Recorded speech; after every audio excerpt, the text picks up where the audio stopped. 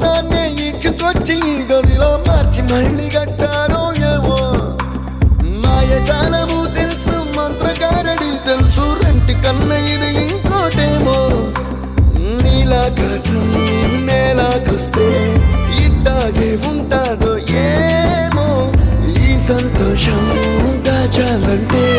హృదయాలు ఓ వంద కావాలేమో ఇంతందంగా ఉంటుందా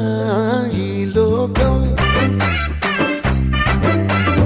ఇన్నాళ్ళు ఈ మనసుకి తెలియాలేదే